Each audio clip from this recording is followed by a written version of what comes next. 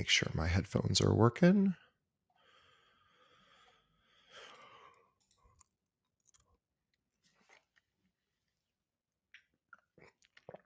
If anyone is going to watch, look at some behind the scenes viewing.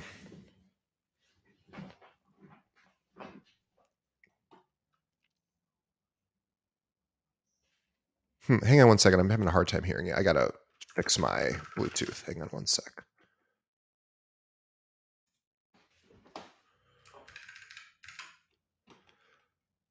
Okay. Hello. I hear you. Can you hear me? Not good.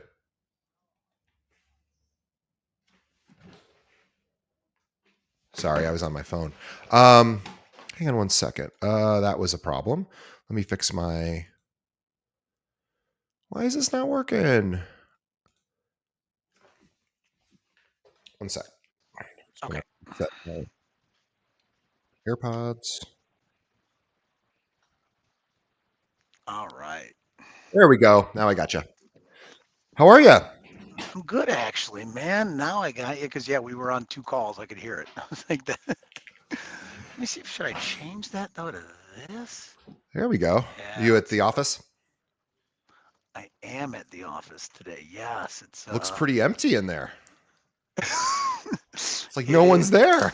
It is deceiving. Yes. It is. It's a summer day in Chicago. Everyone's outside. No, you know what happened is since COVID, I mean, this is really what's happening is that people are not in offices. So we've made a major push to get people in. And if you look around, there's actually a lot more people than normal in here. You just can't see it behind me. Let's see. I just picked up white shoes and white shorts for your white party. So I'm very excited. So perfect. Yes. All right. What do you want to talk about today? Well, right now, what we're dealing with is a lack of inventory, right? And agents know it a lot. I don't know if you've recently had anybody on where you're talking about lack everybody's talking about it. Okay. So there's nothing wrong with having it from the lender's perspective in terms of lack of inventory. It's definitely what we're seeing right now. So part of it's going to be lack of inventory and how to submit offers designed to win. So I want to touch base on, even though rates are high right now in comparison to what it was 2 years ago, it should have scared buyers away. So we're going to talk about lack of inventory and how to submit offers designed to win. And rates are right now hovering just shy of 7. Just under 7. Yeah, they're back up in a way, right? It's cool. Well, I am. I was gonna tell you something, and I can't remember what it was. Oh well. Cool, man. yeah, looking good. You guys, both you and Christine, you guys look so fit. that's right. It's so crazy. Good for the two of you. Yeah, man. All right, let's see. Well, all right. So we're going to talk about inventory and rates. Okay. Yeah. That's the two things everybody wants to talk about. How to win in today's market. I mean, it's really what it is, right? Yep. Awesome. Okay, here you want some updated numbers? Oh, yes. Sorry. Thank you. Yes. Number of transactions year to date. 137. Okay. And for how much? For 59,400,000. 9 million. Okay. And oh shoot, I'm sorry. Hang on, I screwed that up. Hold on. I'm sorry. What was the total number? 59,400,000. No, I'm sorry. The total number of deals. 137. Sorry, 137, and then 59 million. Okay, got it. Awesome. All right. 50. There we go. All right, we even have a few people watching, which is exciting. All right, here we go. Cool. All right, get a little behind the scenes action today. All right. See how the sausage is made. It's not very That's it, exciting. baby. Yeah, no, it really is. I love it. I had a friend who was a consultant for Johnsonville Brats. So he literally got to see how the sausage was made. Never And eat he it was again. like, yeah, he goes, you literally never want to see how the sausage is made. Even though that's an expression. He goes, there's a reason why you really don't want to see. All right. Oh, Anyway. that's so funny. Yeah. Okay. Here we go. All right. Welcome to another episode of Keeping It Real, the largest podcast made by real estate agents and for real estate agents. My name is DJ Paris. I'm your guide and host through the show. And today, once again, is our monthly series called Learn with a Lender with Joel Schaub from Guaranteed Rate. Now, Joel is a vice president of lending at Guaranteed Rate. He's been doing loans at a high level since 2003. He got to that level because of what he does specifically for agents, which is that he gives back part of his commission to the buyer on every transaction. Now, last year alone, Joel gave back over $300,000 in closing costs to buyers who worked with him. And that puts Joel's volume in the top 1/10 of 1% of all loan officers nationwide. In fact, out of 400,000 lenders in the country, Joel is currently ranked number 137.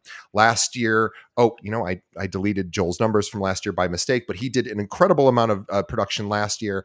But this year, he has closed already 137 transactions for just shy of just under $60 million in loans. If you're ever looking for a loan officer, we could not more highly recommend Joel. He's the very best we've ever worked with. Joel can be reached at his email, which is joel@rate.com, JOEL at rate.com, or you can shoot him a text message or call him at 773-654-2049. Let's say hello to the biggest Cubs fan I know. Hey, Joel.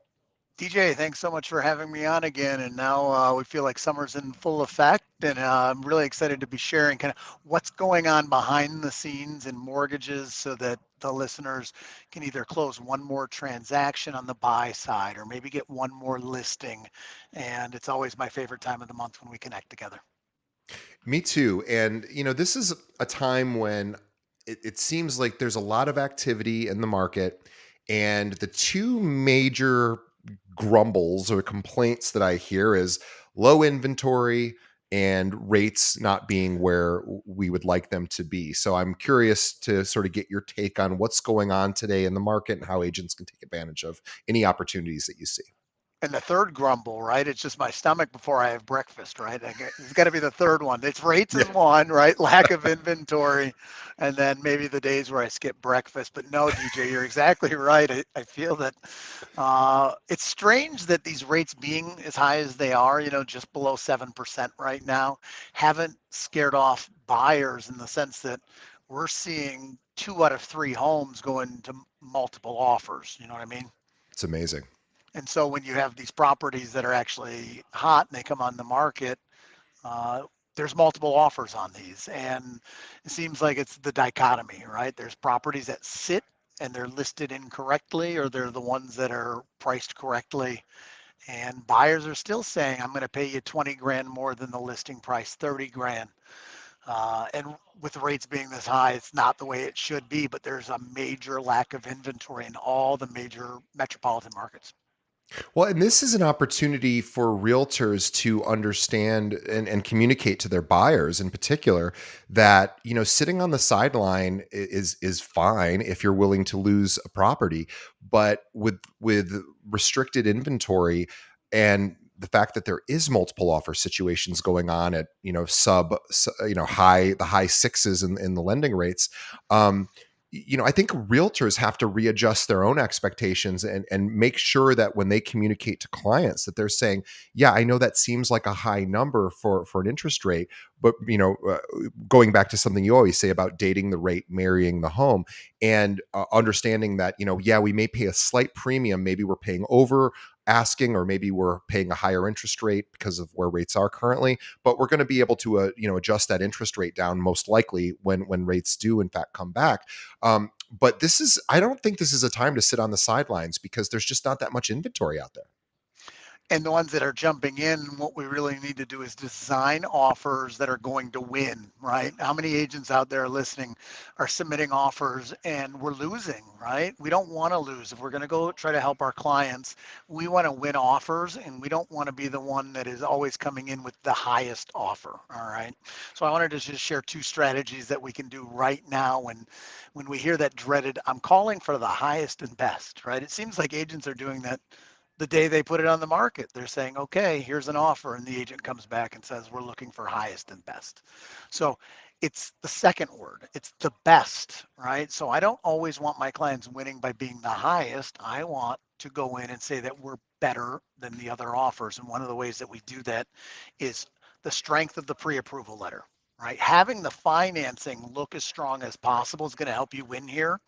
Are we going to be able to compete with a cash offer? Probably not, right? But I just had one last week where we were not the top offer. We were really strong on the financing, and the most cash, the highest cash offer was about 10 grand less than ours. So we won, even though we weren't the highest financed offer. We were better than the cash offer, and it's because we showed a strong down payment, the property address on the pre-approval letter. In other words, we were buttoned up. When Yeah. all the other offers weren't as strong, we looked like we were the easiest option for the seller that'll get to the bottom line. And so And not all that's what's pre important. not all pre-approval letters are created equal, right? Like Yeah, it's important to if you're working with a lender and they're going to be putting out pre-approval letters, you do want the actual address of the property on the letter. That's a significant thing because of course that communicates a message to the seller. the seller actually called because they do, good sellers do. If you're listening, you know, you call. And the other bank had a stale letter from over 4 weeks ago. It had an old rate. They weren't convinced that the buyers had even been in contact with the bank recently, where our letter had 2 days date. It had the property address. It was all specific, and it encouraged the listing agent to actually reach out to me if they had any questions to make sure this deal went through. So working with a lender that'll do that, and you guys have mortgage partners right now that are just dying to help you. So make sure that when you're submitting your offer, you're calling back that mortgage professional that you're working with and having them put today's date on the letter, having them put the property address so that you can put together a nice package with a bow on top that looks better than every other offer. And I'm telling you, that is better than coming in 50 grand over with a stale letter that doesn't really match up. Okay. Yeah, because if it's a stale letter and it doesn't look to be specific to the property or current, then you have to investigate. Now the seller has to do homework, and now they have to reach back out and go, is this current? Is this the right rate? Is this still valid? And you never want a seller, especially in a multiple offer situation, to have to do extra work because you and your lender didn't have an updated sheet. Absolutely. And so what we're doing now is I speak to the borrowers about what is the maximum amount that they would be comfortable putting down. We need to stand out. So the idea right now of, oh, 20% down being enough, maybe it is, but I've won a lot of deals recently where the buyer put down 30 or 40% on the pre-approval letter. Now it really stands out. It's really saying, look at this buyer, look at how strong they are. And I'll remind you that if you have a pre-approval letter that says that you're 40% down, it doesn't lock you into having to put 40% down on the loan. Okay. So if you can put your strongest offer forward and the contract comes in, the borrower could still decide to get a loan for more than that. You're not lying, you're not doing anything wrong in terms of the contract, but it helped you get this offer accepted. So being strong, finding alternative ways to make sure that you stand out is the way that you're going to submit offers that are designed to win. That makes perfect sense. Yeah. So let's talk about buy downs as well. Okay. So we've Sure. we've touched on this before, but right now one of the big chief complaints that buyers have is I don't want a 6.5% rate. This is, I currently am in a mortgage that the rate is 3%. So it's a major change for me to go from 3% all the way up to 6.5%, right? So what we're having a lot of sellers do is fund a 2-1 rate buy down. So I'll give a quick example here. Um, a buyer that's, let's say they're buying an $800,000 home with 20% down. At a 6.5% rate, that mortgage payment is $4,102, 4,102. Okay. The same buyer could literally go up and buy a $936,000 home. So DJ, almost 150 grand more. If the seller did a 2-1 buy down for them, they literally would have a mortgage of 3910. So they would be less in terms of the monthly payment, and the seller's the one funding the rate buy down. So it's just a big strategy right now. Not all sellers are going to do this for you, but if you can get in the habit of finding out what sellers would fund rate buy downs for your clients, it is a big win for these buyers that are kind of maybe sitting on the sidelines, right? How would you encourage a seller to explore the buy down option? Well, it's all about net dollars to the seller, right? There's no magic in this right now. So if a net buy down on that scenario for that $936,000 purchase ended up being about 18 grand in credits that the seller needed to pay, and that would be about a little over 2% of the purchase price in these hot multiple offer situations, you're probably not going to win. If you come in and submit an offer that needs a seller funded buy down, they'll probably laugh at you. They'll say, why would I want to go with this when I have three other offers that aren't being complex? But this is a situation where maybe there aren't any other offers, DJ. And our buyer says, I'm willing to pay the listing price if the seller funds a rate buy down. Okay, so if you're an agent out there, this is not an offer, this is not a strategy for multiple offers. This would be more where you know that there's not any other offers. Let's submit an offer as close to the asking price, but ask for some concessions. Yeah, that makes sense, and that's a good thing to realize. If anyone out there who is dealing with listings that are sitting and are not getting enough attention from buyers, this is a great strategy to start talking to buyers. Sorry, start talking to sellers about to present that option to a buyer. This idea that we can help you with this uncomfortable mortgage payment basically for the next year or two. I think that is an exceptionally creative way to help people bridge that percent days, and now we're in the sixes. And so the strategy here is instead of just taking 18 grand off the price, because if the client was able to get an 18 grand credit to fund the buy down, DJ, they would have also been able to pay 18 grand less for the home, right? So let's actually just do the math on this for a moment. So if you're listening, 18 grand off the price would be somewhere around $160 to $170 a month cheaper in terms of payment. It's a Yeah. big number, 160 or 170 grand. But if you actually took that 18 grand and used the temporary rate buy down strategy, in year number one, the rate going from 6.5 down to 4.5 saves the client 910 bucks. Right. Let And that and sink that's in. and Big that number. monthly number is the number that they care about, right? We all look at our monthly out and in with respect to income and expenses. And so yeah, being able to cut a smaller check for a few years and hoping that the rates change and fall favorably during that time to where you can then refinance into a more comfortable long-term strategy. So let's be clear. This is not a strategy where we're not comfortable with what the payment is anyway, okay? Because this is not an excuse to get in over your head, okay? Let me be very clear. This is not a strategy where, oh, I absolutely need the seller to fund the buy down, otherwise I'm uncomfortable, okay? We don't want to put our buyers into a bad position ever. We want our clients comfortable with the payments where the rates are today. We want to see if the seller wants to fund a buy down instead of taking a price reduction. And if so, it's hundreds of dollars in the client's favor in terms of a monthly payment. And so it's icing on the cake. All right. That's the idea behind a 2-1 rate down strategy. Because I hear it all the time. They go, well, what happens in 2 years? The rates are going to go, your payment is going to be higher. It's not like an adjustable rate mortgage where all of a sudden we're afraid that rates are going to go up. We know what the rates are. We're locked in. This isn't a way to get a reduction for the first year or two. And if we can get that paid for by the seller, everyone smiles. Yeah, it definitely makes sense. If you were an agent right now, Joel, what what would you encourage our listeners to start doing as like a regular exercise to help keep the business moving forward? Yeah, I mean, right now you got to literally look at what the client's bottom line number is. That's the big thing, right? You're so right when you say they look at what the payments are per month, right? And there's a payment shock right now. Just a traditional like first time home buyer that's buying a three or $400,000 home, their mortgage payments from being in the low threes or below to where they're at now, they're $800 or $900 more a month for that home. That's going to keep certain people on the sidelines. Okay.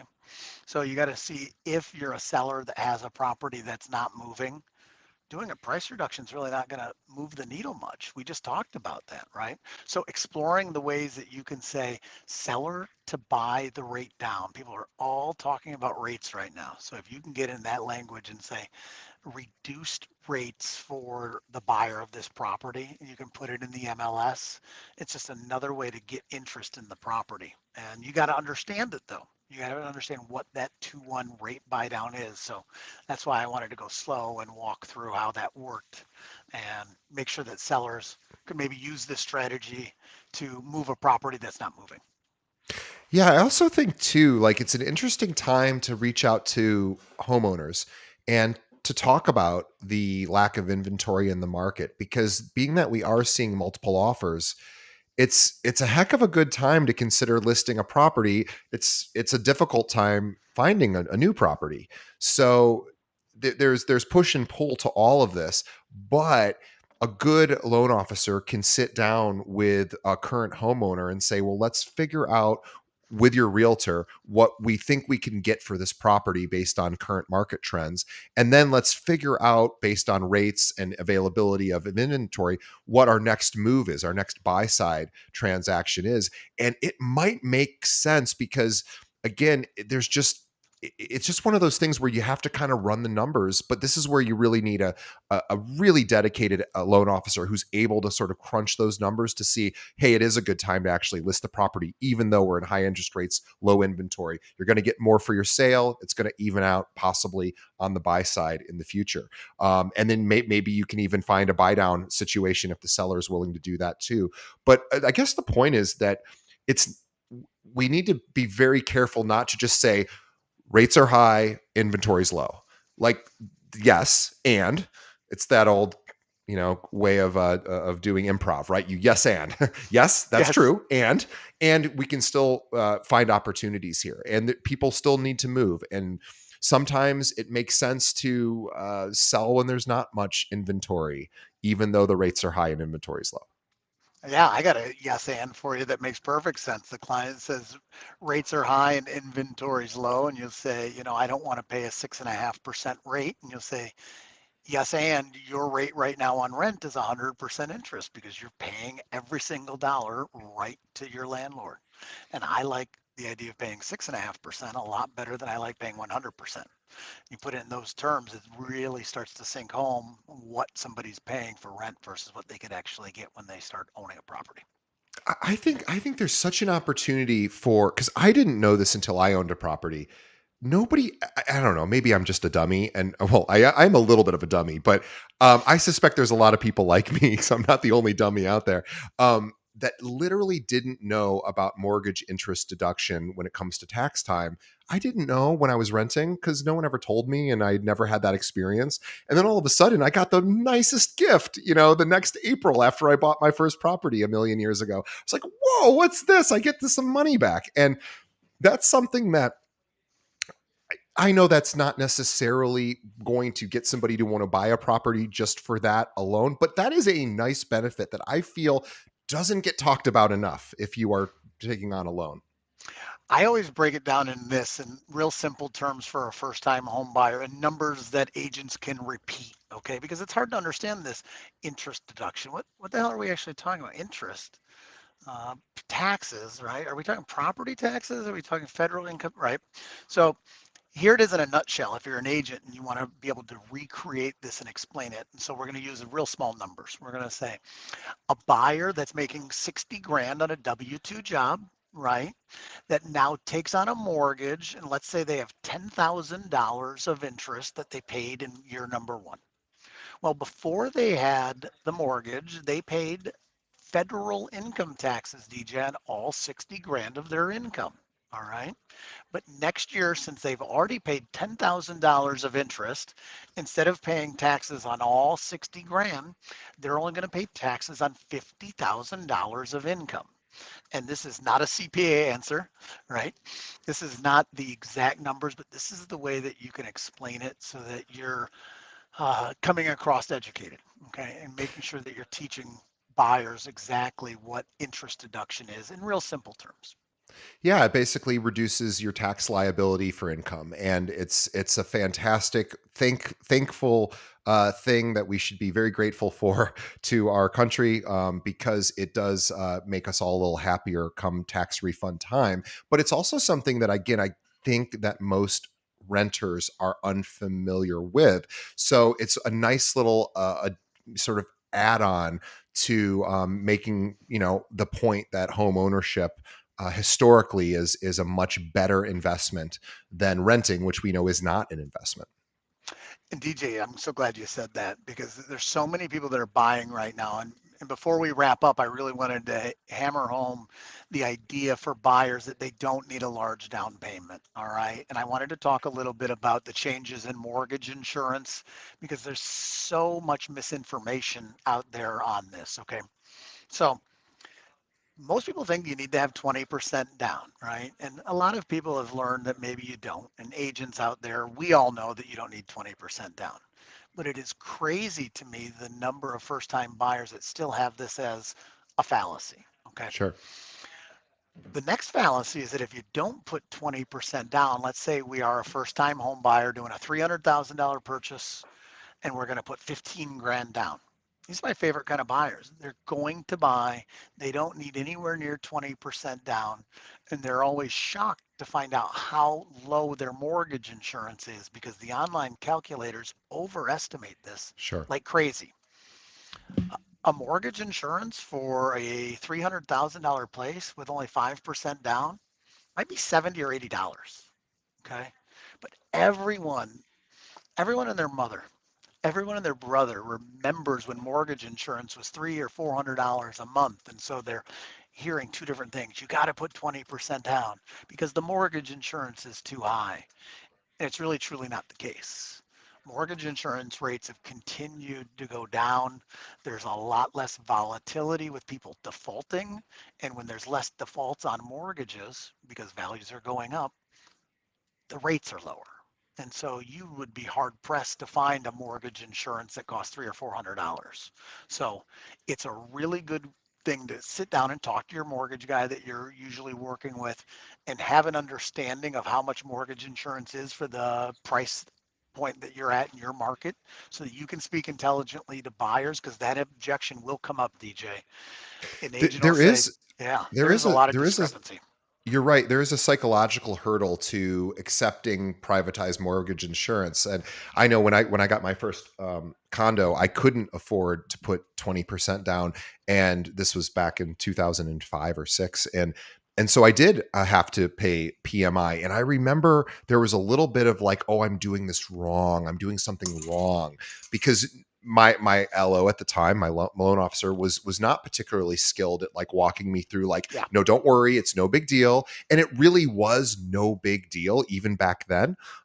But so I think there is like a lot of education that needs to happen, and this is where the realtor and the loan officer can step in and help coach the client through, because I remember feeling like a little bit ashamed that I couldn't put 20% down because I had been conditioned to think that was what you were supposed to do. That's what a responsible home buyer does. Of And the course. reality of it, Joel's laughing because he's like, that has nothing to do with responsibility.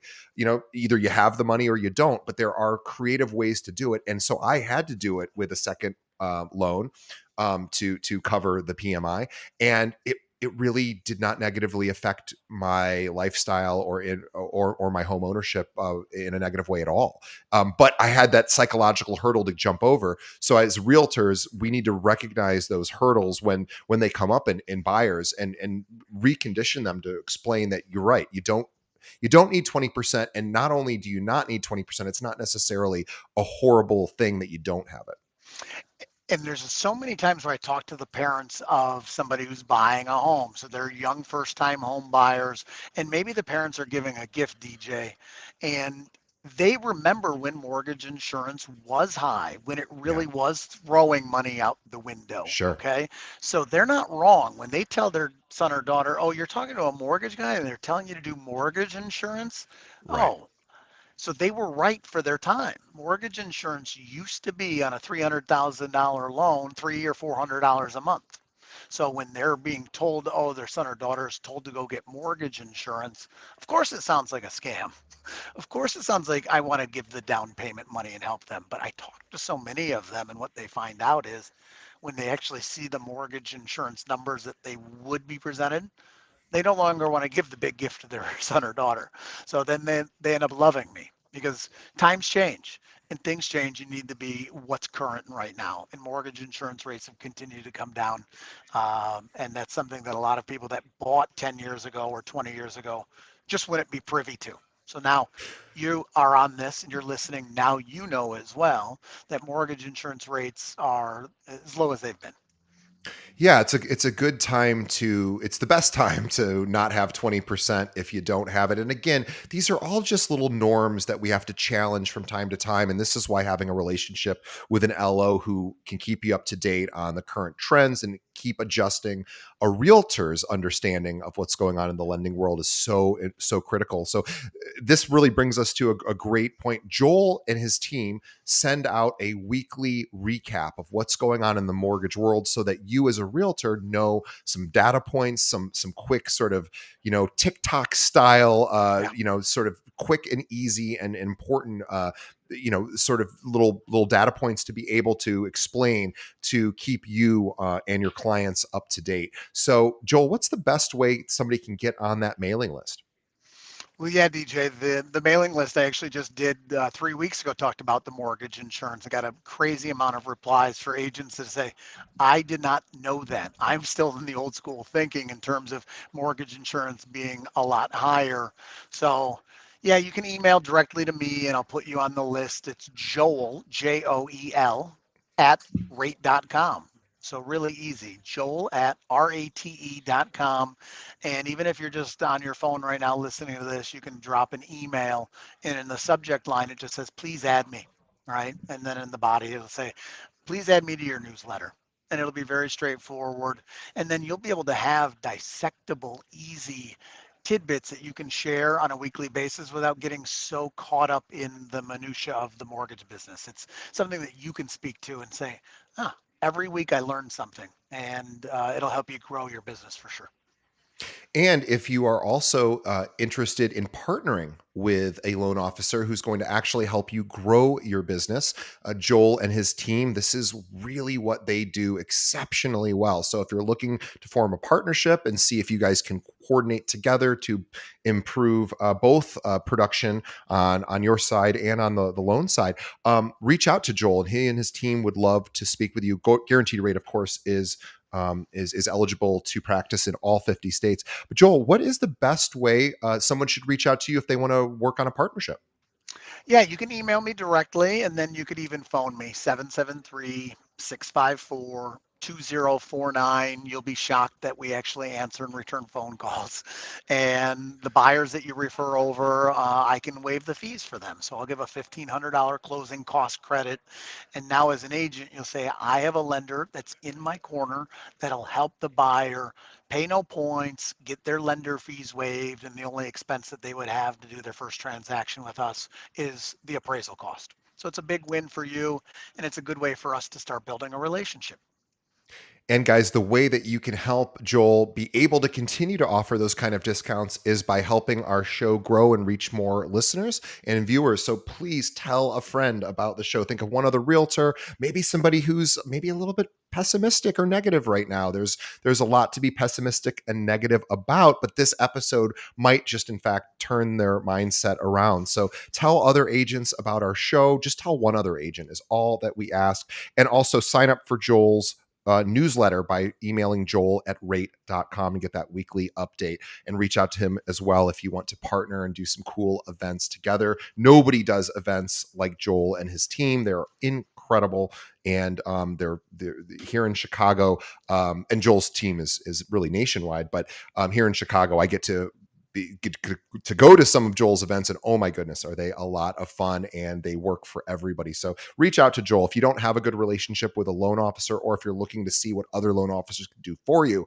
Reach out to Joel and Guaranteed Rate. They're just top class, and so I couldn't encourage you to do that more. So please do that. Tell a friend about the show, and a great place to wrap up. So Joel, on behalf of the audience, thank you for coming on once again. You've been with us almost since the very beginning. I was going to read a fan letter, but we'll get to that on our next episode. I wanted to share, because we do get fan letters and I never read them. So I wanted to share that next time we come on, we'll do that. But I wanted to thank you on behalf of the audience, because the audience is so grateful that you do come on every month. And I want to make sure that we acknowledge Joel. And then of course we want to acknowledge you, the listener, for coming on, listening, and absorbing this information. And hopefully it's helping you increase your business and making you more productive, and hopefully more money as well. So thank you to the listeners, and thank you to Joel. We will see everybody on the next episode. So thanks so much. And Joel, we'll see you next time. Thanks so much for having